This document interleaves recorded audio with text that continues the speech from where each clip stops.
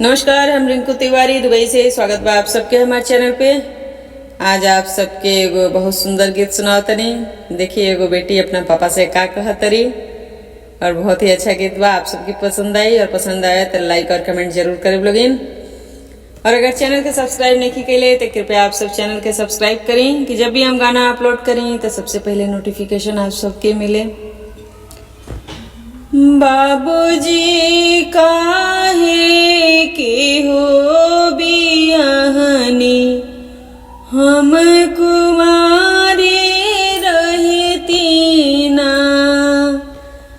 बाबूजी काहे के हो बियाहनी, हम कुमारी रहती ना।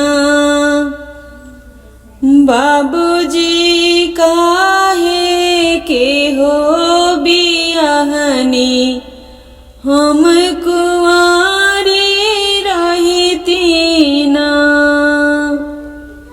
सब कर बरवाई बाबूजी, पढ़ला लिखला से हमरे बरवाना। बाबूजी नी पड़े हो गंवार, हो कि हमरे बरवाना। सब कर बरवा बाबूजी, पढ़ला लिखला आइले से हमरे बरवाना। बाबूजी नी पड़े हो गंवार, हो कि हमरे बरवाना। बाबूजी काहे के हो बियाहनी, हम कुंवारे रहती ना। भैया काहे के हो बियाहला, हम कुंवारे रहती ना।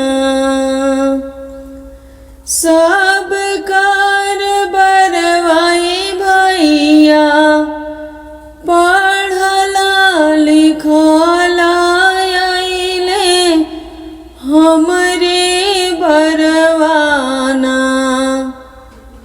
भैया नी पड़े हो गंवार, हो कि हमरे बरवाना। सब कर बरवाई भैया, पढ़ला लिखला आइले हमरे बरवाना। भैया ना पड़ गंवार, हो कि हमरे बरवाना। बाबूजी काहे के हो बियाहनी, हम कुंवारे रहती ना।